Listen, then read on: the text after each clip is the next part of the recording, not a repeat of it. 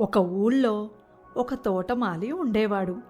అతను కొత్త మొక్కలు నాటడం, ఉన్న మొక్కలకు నీళ్లు పోయడం చేసేవాడు. తోట ఊరి బయట ఉండడం వల్ల దగ్గరలో ఉండే అడవిలో నుండి కోతులు వచ్చేవి. చెట్ల మీద ఆడుకుంటూ పండ్లు తింటూ ఉండేవి. అలా సాగుతుండగా ఒకరోజు తోటమాలికి పొరుగురు వెళ్ళాల్సిన అవసరం వస్తుంది. కానీ తాను పొరుగురు వెళ్తే తోటను ఎవరు చూసుకుంటారని దిగులు పట్టుకుంటుంది. నాటిన మొక్కలకు నీళ్లు పోయకపోతే అవి ఎండిపోతాయి. నేనేమో ఊరు వెళ్ళక తప్పదు, మరిప్పుడు ఏం చేయాలి అని అనుకుంటాడు తోటమాలి. అప్పుడు తోటమాలికి చెట్ల మీద కొన్ని కోతులు కనిపిస్తాయి. వాటిని చూడగానే అతనికి ఒక ఉపాయం తడుతుంది. వెంటనే కోతులను పిలిచి, నేను రేపు అత్యవసరంగా పొరుగురు వెళ్తున్నాను.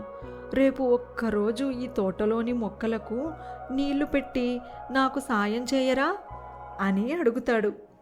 అందుకు కోతులు కూడా ఒప్పుకుంటాయి. మరునాడు కోతులు మొక్కలకు నీళ్లు పోయడానికి వస్తాయి. నీళ్లు పోస్తున్న ఒక కోతికి ఒక అనుమానం వస్తుంది.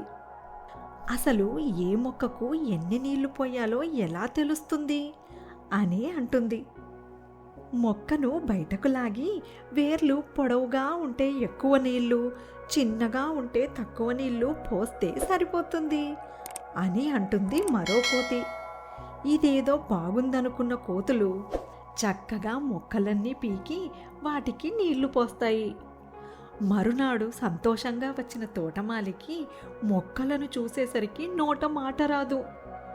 కోతులు మొక్కలకు నీళ్లు పోస్తాయనుకుంటే ఉన్న మొక్కలు కాస్త పీకేశాయి. అసలు తెలివిలేని ఈ కోతులను నమ్మి తోట అప్పగించడం నాది తప్పు అని ఏడుస్తూ కూచుంటాడు తోటమాలి. అందుకే ఎప్పుడూ మనం మూర్ఖులను నమ్మవద్దు.